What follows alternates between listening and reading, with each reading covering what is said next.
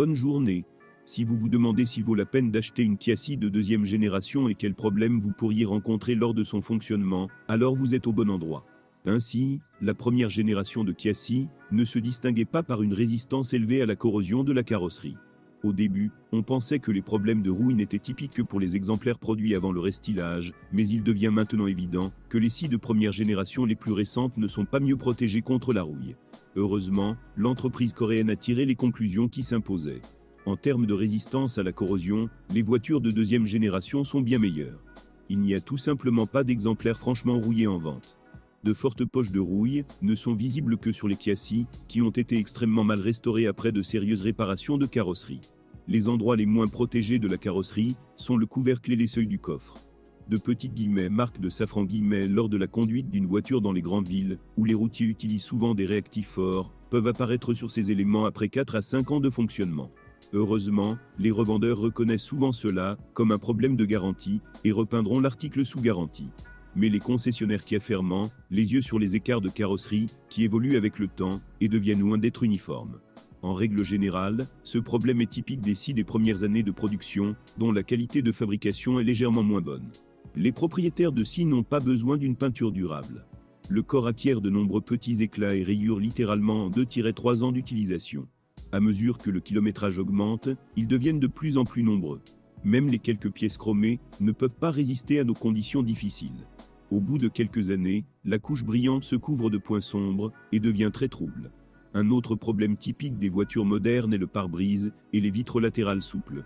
Sur la Ceed, la situation est aggravée par les joints pas les plus performants qui, lorsqu'ils sont relevés et abaissés, rayent continuellement les vitres latérales. Sur la plupart des Kia Ceed d'occasion, le trapèze de l'essuie-glace nécessite une attention particulière. Il est préférable de le lubrifier immédiatement après l'achat de la voiture. Sinon, le trapèze commencera d'abord à grincer pendant le fonctionnement et pourrait même commencer à se coincer à l'avenir. Dans le pire des cas, si rien n'est fait, il faudra remplacer le trapèze devenu inutilisable. Les propriétaires de Ceed rencontrent les premiers problèmes avec l'antenne d'entrée sans clé après un kilométrage de 50 à 60 000 km. Souvent, après 10 à 20 000 km supplémentaires, l'antenne tombe complètement en panne. De nombreuses plaintes concernent également les lampes à optique frontale, dont la durée de vie s'est avérée pas trop longue. Cependant, les feux de jour d'une voiture coréenne cessent de fonctionner encore plus tôt.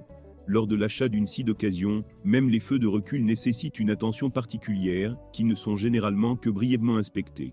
Le fait que le plastique dans leur section a tendance à fondre lorsqu'il reste longtemps dans les embouteillages. Les propriétaires ne prennent généralement pas la peine de remplacer les pièces endommagées lorsqu'ils vendent une voiture. Beaucoup moins souvent, les propriétaires de Ceed de deuxième génération se plaignent de problèmes de déverrouillage et de verrouillage de la trappe du réservoir d'essence. Encore moins souvent, des plaintes concernent des fuites du réservoir d'essence lui-même.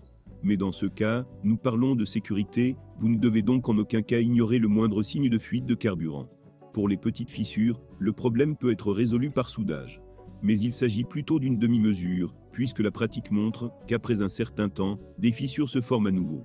Dans ce cas, vous devrez débourser de l'argent pour acheter un nouveau réservoir. Parmi les défauts qui ne sont pas directement liés à la fiabilité, on peut noter les gicleurs de lave-glace pas si performants. Leur conception ne permet pas une répartition optimale du liquide lave-glace dans toute la vitre lorsque le véhicule roule à grande vitesse. De temps en temps, les propriétaires se plaignent de portes qui nécessitent trop de force pour se fermer.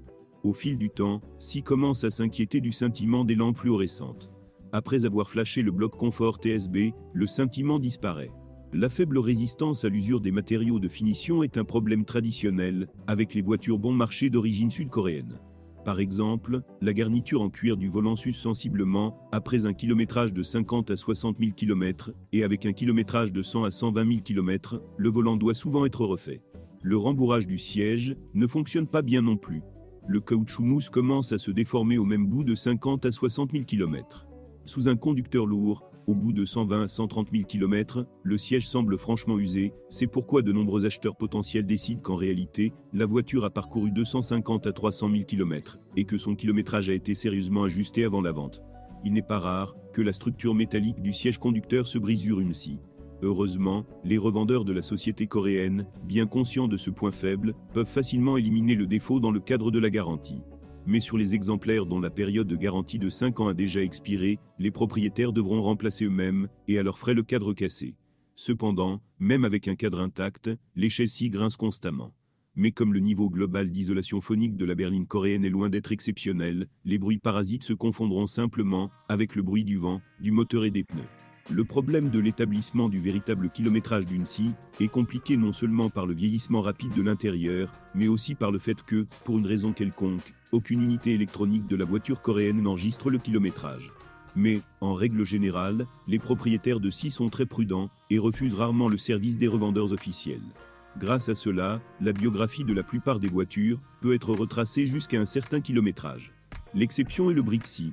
Cette version est toujours activement utilisée par les services de taxi, c'est pourquoi il existe de nombreux exemplaires sur le marché secondaire, avec un kilométrage de 400 à 500 000 km. Avant la vente, il diminue naturellement miraculeusement de 2 à 3 fois. Lorsque vous inspectez une voiture que vous aimez, assurez-vous de vérifier le fonctionnement du système de chauffage des sièges. Les fils chauffants-scies sont très fins, c'est pourquoi ils se cassent même en cas de légère déformation. À mesure que le kilométrage augmente, le nombre de plaintes concernant les boutons situés sur le volant augmente. Le plus souvent, une bague de contact de colonne de direction défaillante est à l'origine de leur mauvais fonctionnement. Les capteurs de stationnement disposent également de ressources insuffisantes. Après une course de 100 à 120 000 km, vous devez vous attendre à des problèmes avec le ventilateur de chauffage. Heureusement, il peut fonctionner très longtemps avec un sifflement caractéristique, c'est pourquoi même aujourd'hui, les cas de panne sont très rares. Les désagréments mineurs incluent la sortie du système de sonorisation. Le moteur de base de la scie de deuxième génération était un groupe essence gamma de 1,4 litres développant 100 chevaux. Le deuxième moteur essence disponible appartient également à cette famille, mais avec un volume de 1,6 litres, il développe déjà 129 chevaux. Beaucoup moins souvent dans notre pays, vous pouvez trouver une version diesel de la scie, équipée d'un groupe motopropulseur 1.6 crédit d'une capacité de 135 chevaux. Structurellement, les deux moteurs à essence sont très similaires. La principale différence entre eux est un vilebrequin différent, avec une course de piston accrue pour le groupe motopropulseur de 1,6 litres. Dans les deux moteurs à essence, une chaîne de distribution en métal est utilisée pour entraîner le mécanisme de distribution de gaz. Selon le constructeur, sa durée de vie est de 250 à 300 000 km, mais la pratique a montré que ces chiffres sont trop optimistes. Dans des conditions de fonctionnement réel, un étirement notable de la chaîne est déjà observé après un kilométrage de 150 à 170 000 km. Après 30 000 à 50 000 km supplémentaires, de nombreux propriétaires sont confrontés à une défaillance du tendeur hydraulique, après quoi il ne sera plus possible de reporter l'entretien du mécanisme de distribution de gaz. De nombreux propriétaires de scies notent que les unités à essence sont assez bruyantes. Afin de comprendre la cause du bruit et d'en trouver la source, il faut d'abord bien écouter. S'il s'agit d'un claquement ou d'un gazouillis caractéristique, alors ils sont généralement produits par les injecteurs et la chaîne.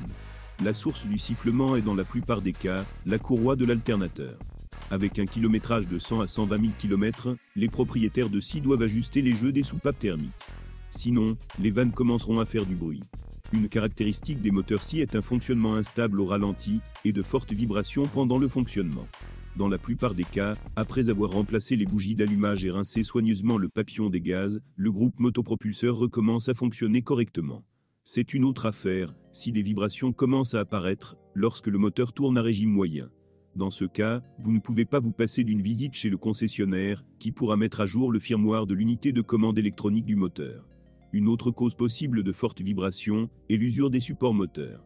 Il est très simple de déterminer le dysfonctionnement des bobines. Le moteur perd sensiblement de la puissance et commence à perdre de la puissance. Il ne vaut certainement pas la peine de retarder le remplacement des bobines obsolètes, car cela contribue à une usure accrue du catalyseur. Dans des conditions normales, le catalyseur d'une scie dure environ 150 à 170 000 km. Mais vous devrez commencer à surveiller son état bien plus tôt. Des dommages mineurs au catalyseur peuvent déjà apparaître après un kilométrage de 100 à 120 000 km. Et comme le catalyseur est situé très près de la culasse, la poussière de céramique qui en résulte pénètre facilement directement dans les cylindres. Le résultat est la formation de rayures, une diminution de la compression et une réduction significative de la durée de vie du groupe motopropulseur. Malheureusement, il n'est possible d'identifier un catalyseur « poussiéreux » que dans les conditions d'un service spécialisé. Cependant, l'expérience d'exploitation réelle montre que le problème des éraflures sur les moteurs scies est quelque peu exagéré. Les mêmes services de taxi ont prouvé à plusieurs reprises que, sous réserve d'un entretien régulier, les groupes motopropulseurs d'une voiture coréenne peuvent durer au moins 350 à 400 000 km avant des réparations majeures. Parfois, sur notre marché secondaire, vous pouvez trouver des céréales importées des pays d'Europe occidentale. Dans ce cas, en règle générale, sous le capot se trouve un moteur diesel des 4 francs belges de 1,6 litres, qui a également été installé sur un certain nombre de modèles Hyundai. Les caractéristiques techniques de l'unité diesel sont 2 chaînes d'entraînement du mécanisme de distribution de gaz et la présence d'un système de carburant comme on rail. Les avantages évidents du moteur diesel de 1,6 litres incluent une simplicité et une efficacité relative, mais ce n'est pas sans inconvénient. Le point faible évident à la turbine, qui doit souvent être remplacée après un kilométrage de 100 000 km. Un sifflement inhabituel et une consommation d'huile considérablement accrue indiqueront que la turbine est à bout de souffle. Ces derniers peuvent dans certains cas atteindre jusqu'à 300 à 400 grammes par millier de kilomètres. C'est encore pire si la turbine commence à chasser de l'huile dans l'admission. Dans ce cas, il ne s'agit pas d'un coup de bélier. Étant donné qu'il est peu probable que le kilométrage des 6 d'occasion équipés d'un groupe motopropulseur diesel soit inférieur à 200 000 km, les équipements de carburant, la vanne EGR et les volets tourbillonnants courent un risque accru.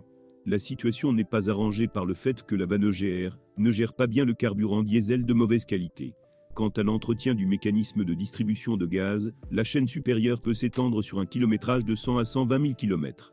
Au bout de 200 000 km, la deuxième chaîne devra également être remplacée. Dans ce cas non plus, vous ne pouvez pas retarder le remplacement de la chaîne. Dans le meilleur des cas, la chaîne commencera à frotter contre le boîtier de protection en plastique. Dans le pire des cas, elle sautera, ce qui entraînera une réparation coûteuse.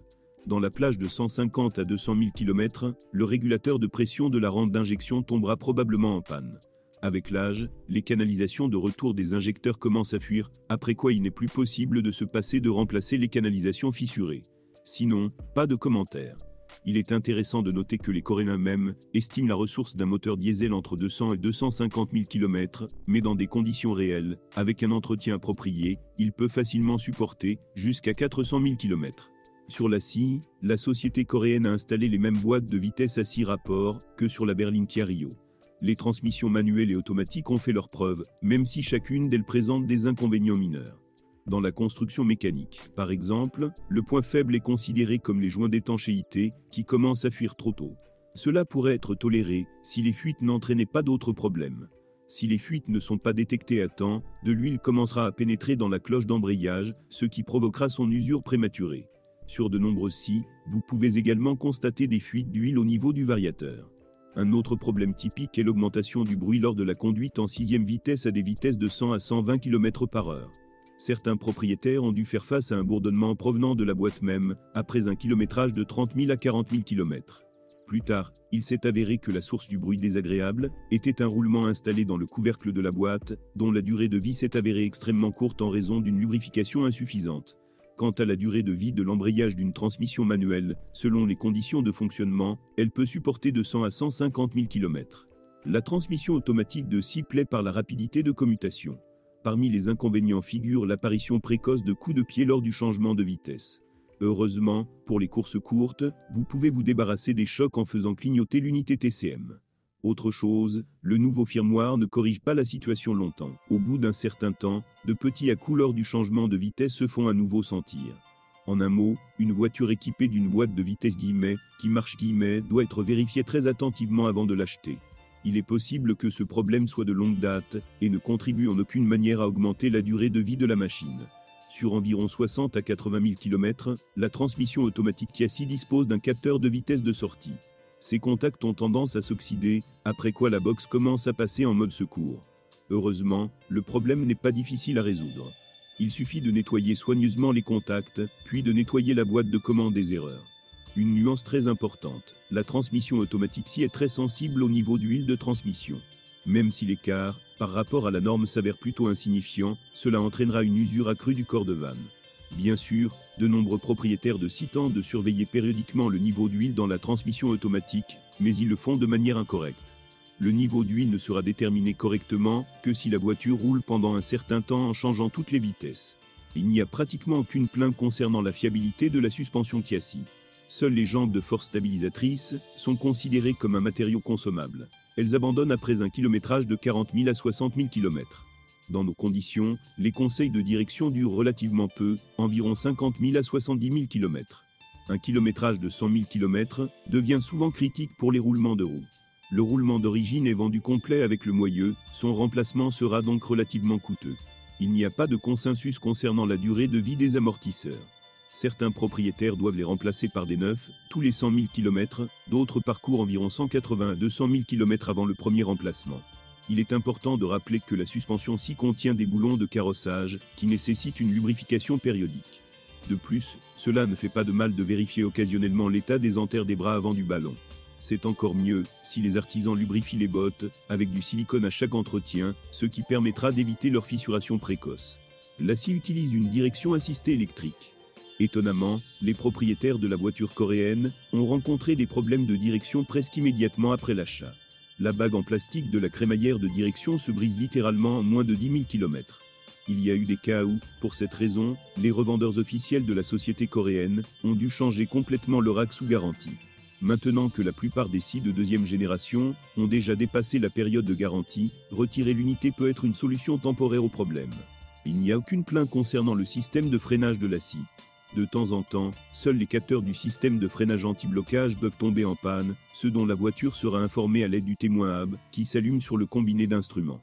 Si vous êtes propriétaire, assurez-vous de laisser un commentaire sur cette voiture, votre avis aidera certainement les autres à choisir une voiture.